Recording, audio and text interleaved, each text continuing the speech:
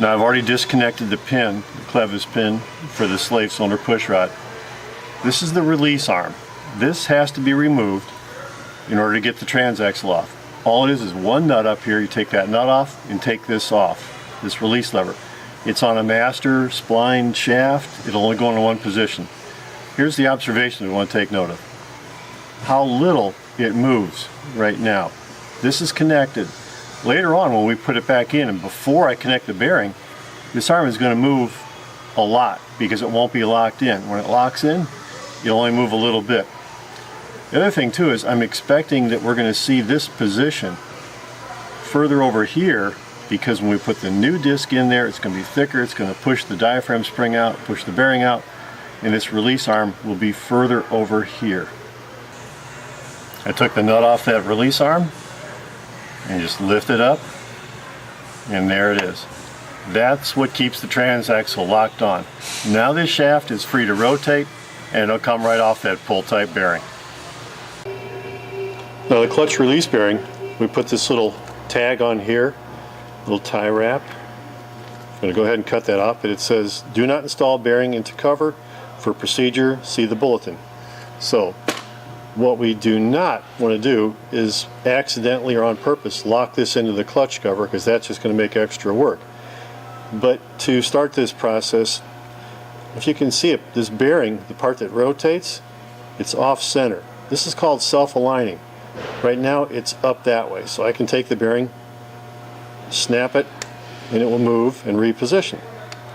So for the installation, all I'm asking to do, suggesting to do, is that you just visually try to align the bearing with the carrier.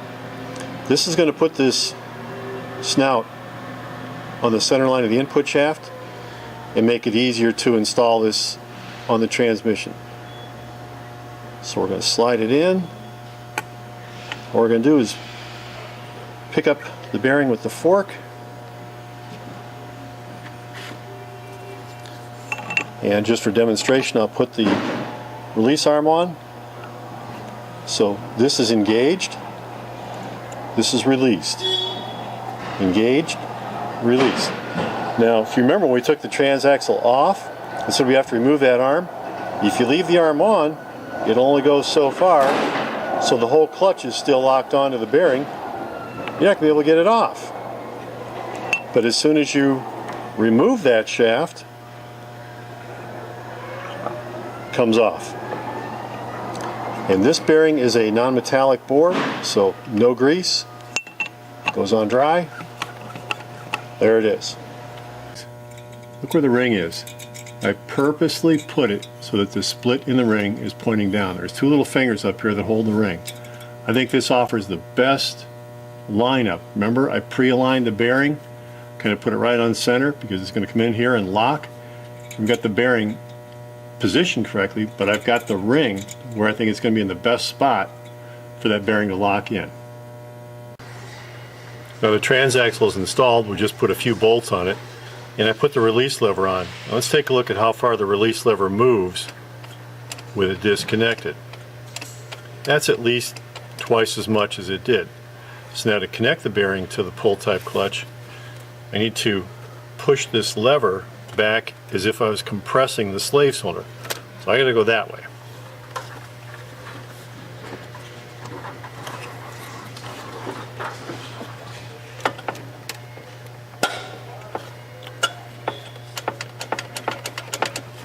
You heard a nice click.